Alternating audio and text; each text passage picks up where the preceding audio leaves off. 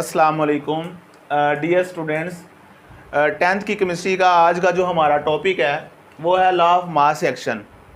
Law of mass action जो है ये दो साइंटिस्ट थे, एक था गुल्डबर्ग और दूसरे का नाम था वैग। इन्होंने 1869 में ये लॉ पेश किया था। लॉ क्या है, सबसे पहले हम इनका लॉ जो है उसको डिस्कस करते हैं। लॉ ये है कि rate at which a substance react is directly proportional to its active mass. किस रेट पे कोई सबस्टेंस रिएक्ट करता है, एक चीज़ है वो रिएक्ट कर रही है, वो कितने रेट पे रिएक्ट करेगी, किस रफ्तार से वो रिएक्ट करेगी, वो उसके एक्टिव मास पे डिपेंड करता है। जितना उसका मास ज़्यादा होगा उतना उसके रिएक्ट करने का जो रेट है वो भी ज़्यादा होगा। अगर तो एक सिंगल चीज़ है, कोई भी सबस्टेंस है, वो किस रेट पे रिएक्ट कर रहा है, कितनी रफ्तार से वो रिएक्शन कर रहा है। और किसी भी केमिकल रिएक्शन का जो रेट होता है वो डायरेक्टली प्रोपोर्शनल होता है जिसके product of active masses of reactants के एक्टिव मासेस के प्रोडक्ट के। एक्टिव मास का मतलब यहाँ पे क्या है, कंसंट्रेशन। यानी एक्टिव मास कोई नई चीज़ नहीं है। एक्टिव मास का मतलब है बेटा कंसंट्रेशन को हम लोग जाहिर करते हैं स्क्वायर ब्रैकेट्स, ठीक है। किसी भी चीज़ के गिर्द ये लिखा हो स्क्वायर ब्रैकेट, इसका मतलब होता है उस चीज़ की क्या है, कंसंट्रेशन, ठीक है। अब मैं इसको एक रिएक्शन की मदद से क्लियर करने की कोशिश करूँगा। एक एग्जांपल है इसकी, ठीक है। सपोज़ करें कि हमारे पास एक रिएक्शन है जिसमें ए और बी ये दो रिएक्टेंट्स हैं। ये आपस में रिएक्ट करके सी और डी जो हैं ये प्रोडक्ट बना रहे हैं। ए और बी जो हैं ये रिएक्टेंट्स हैं, दोनों आपस में रिएक्शन करके सी और डी जो है वो प्रोडक्ट बना रहे हैं। अब रिएक्शन रिवर्सिबल है, क्या होगा, सी और डी जो हैं वो दोबारा से रिएक्ट करेंगे और यानी बैकवर्ड रिएक्शन या रिवर्स रिएक्शन जो है वो शुरू हो जाएगा। आप लोगों को पता है कि ये फॉरवर्ड रिएक्शन होगा, ए और बी के मिलने से सी और डी बन रहा है, तो ये होगा फॉरवर्ड रिएक्शन। और सी और डी मिलके दोबारा बैक आएंगे तो ये होगा रिवर्स रिएक्शन, ठीक है। अब इस लॉ में जो उन्होंने बात की है वो ये है कि रेट ऑफ फॉरवर्ड रिएक्शन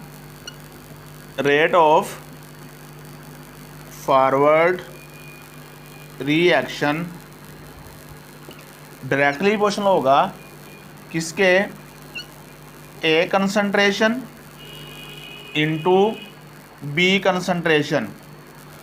अब ये दोनों रिएक्टेंट्स हैं फॉरवर्ड के, ए और बी, फॉरवर्ड रिएक्शन के ये रिएक्टेंट्स हैं और रिवर्स के ये रिएक्टेंट्स हैं सी और डी। तो फॉरवर्ड रिएक्शन का जो रेट होगा वो ए कंसंट्रेशन इंटू बी, दोनों को क्या बोलेंगे, प्रोडक्ट, हासिले ज़रब। ए की कंसंट्रेशन इंटू बी की कंसंट्रेशन, तो पूरा ये क्या बन जाएगा, product of the concentration of the reactants या product of the active masses of reactants. यानी ये इतना जो लिखा हुआ है बेटा, इसकी पता नहीं असीब समझ आ रही है। हुज़ैफ़ा मुगल, एहतशाम छोटू लेक्चर तो मेरे पर सुनते हैं कि नहीं सुनते, ना इनका कोई कमेंट आता है नीचे, ठीक है। तो इनको नहीं पता कि सर कितनी मेहनत से पढ़ाता है, तो कम से कम नीचे कमेंट्स में मुझे बताया करें कि समझ भी आती है कि नहीं आती, ठीक है। कि सारे लाले बने हुए हो आप लोग। तो ये ए और बी की कंसंट्रेशन का क्या है, हासिले ज़रब, प्रोडक्ट। तो किसी भी रिएक्शन का जो रेट होता है वो उस रिएक्शन के जो रिएक्टेंट्स होते हैं ये उनके एक्टिव मासेस या कंसंट्रेशन, बात एक ही है। स्क्वायर ब्रैकेट को हम कंसंट्रेशन भी कह सकते हैं, एक्टिव मास भी कह सकते हैं। अब ला देखें बेटा, rate of a chemical reaction is directly proportional.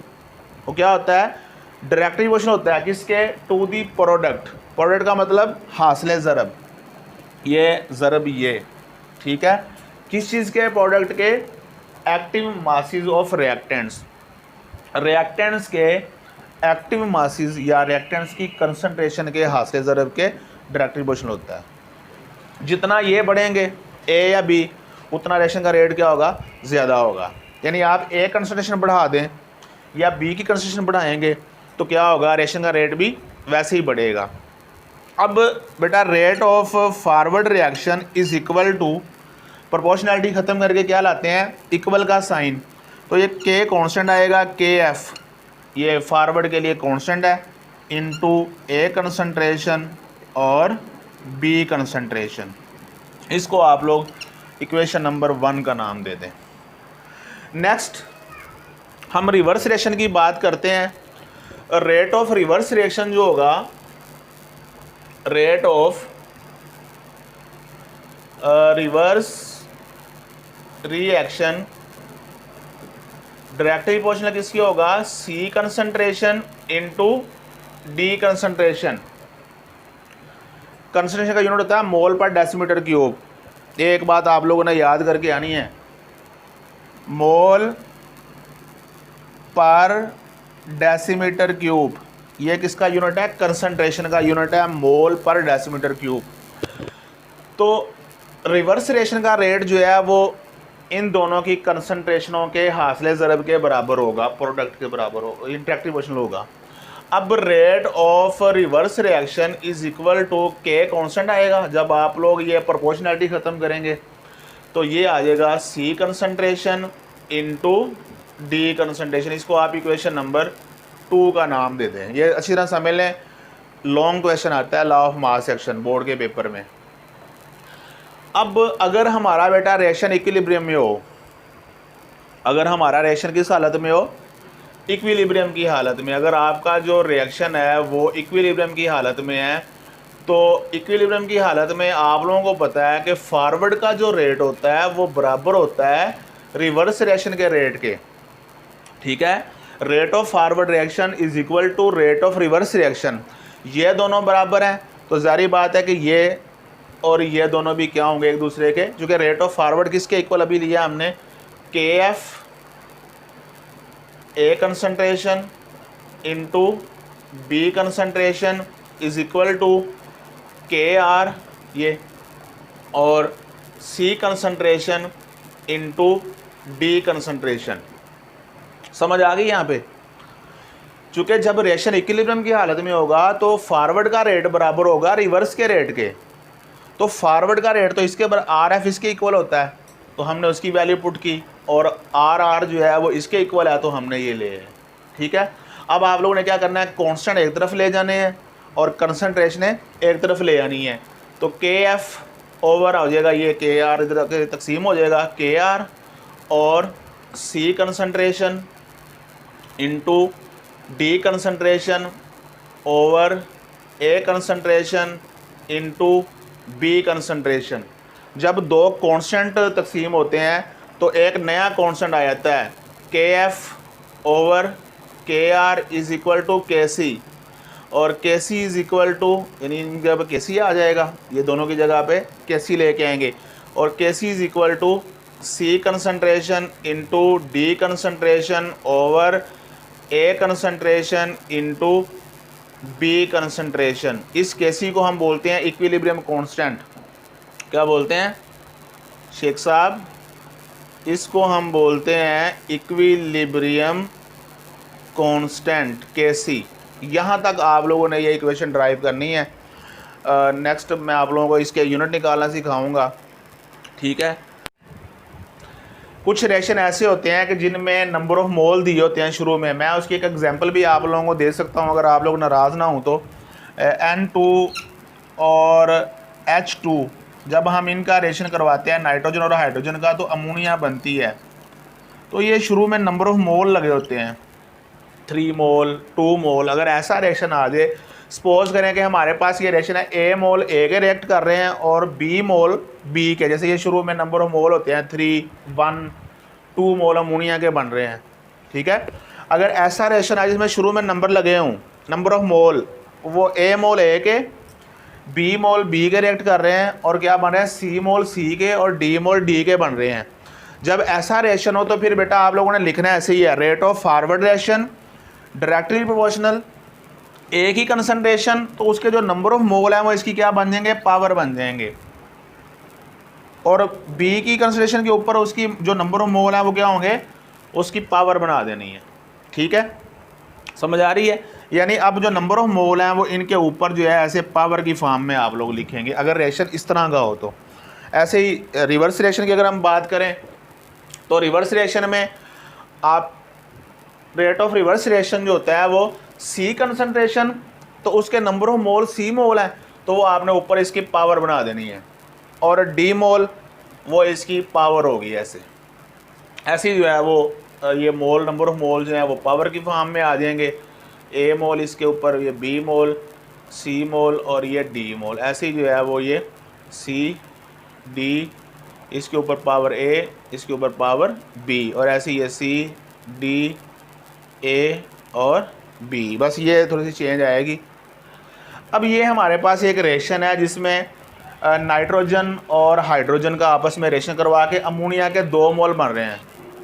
इस रिएक्शन के लिए जो बेटा रेट ऑफ फॉरवर्ड रिएक्शन होगा, आपको पता है कि वो डायरेक्ट प्रोपोर्शनल होगा किसके, nitrogen concentration into hydrogen concentration, और पावर ये 3 आ जाएगी। नहीं समझ आ रही? नहीं समझ आ रही? फॉरवर्ड, ये फॉरवर्ड रिएक्शन है ना, तो फॉरवर्ड का रेट जो होगा वो अभी मैंने बताया आपको कि वो इसके रिएक्टेंट्स की कंसंट्रेशन के हासिल ज़रब के डायरेक्टली होगा। तो नाइट्रोजन की कंसंट्रेशन ऊपर पावर क्यों नहीं आई, 2 आज चौक के उतने नहीं लाया ना। कई बच्चे जो ना ये वाला 2 उठा के गरीब को ऊपर पहुँचा देते हैं, ये 2 ऊपर नहीं जाएगा। हुज़ैफ़ा मुगल, ये जो इसके शुरू में नंबर 1 है तो ऊपर पावर 1 आएगी, ये 3 इसकी पावर बन गया। ठीक है, आगे फिर आपको पता ही है rate of forward reaction is equal to KF और nitrogen concentration into hydrogen concentration power 3, equation number 1 वैसे ही दे दें। और उसके बाद रिवर्स रिएक्शन का जो रेट होगा, rate of reverse reaction direct proportional जिसके अमोनिया कंसंट्रेशन के, और पावर क्या आएगी 2। ये रिवर्स रिएक्शन का रेट इसके डायरेक्टली है, और जो शुरू में नंबर ऑफ मोल है वो क्या आ जाएंगे, पर पावर बना देना है। अब rate of reverse reaction is equal to KR constant आएगा, और साथ में अमोनिया की कंसंट्रेशन पावर 2 हो जाएगी। इक्वेशन नंबर 2 का नाम दे देंगे। जब हमारा रिएक्शन इक्विलिब्रियम की हालत में होगा तो रेट ऑफ फॉरवर्ड रिएक्शन बराबर होगा रेट ऑफ रिवर्स रिएक्शन के, ये दोनों बराबर तो ये और ये दोनों भी बराबर, तो क्या होगा KF into nitrogen concentration into hydrogen concentration power 3 is equal to KR और अमोनिया कंसंट्रेशन और पावर 2। ये इधर ले जाएं कांस्टेंट, और कंसंट्रेशन इधर ले आएं, तो KF over KR is equal to ammonia concentration power 2 over nitrogen concentration into hydrogen concentration power 3। इन जगह पे क्या आ जाएगा KC, और KC is equal to ammonia concentration power 2 over nitrogen concentration into hydrogen concentration और पावर 3। तो ये फार्मूला आप अब बड़ा आसान सा है, आप डायरेक्ट भी लिख सकते हैं। ये फार्मूला आपको समझ आ रही होगी कि यार सर करता गया है। सर कुछ नहीं करता, सर सिर्फ ये करता है कि जो KC होता है वो किसके इक्वल होता है, प्रोडक्ट की कंसंट्रेशन ओवर रिएक्टेंट्स की कंसंट्रेशन।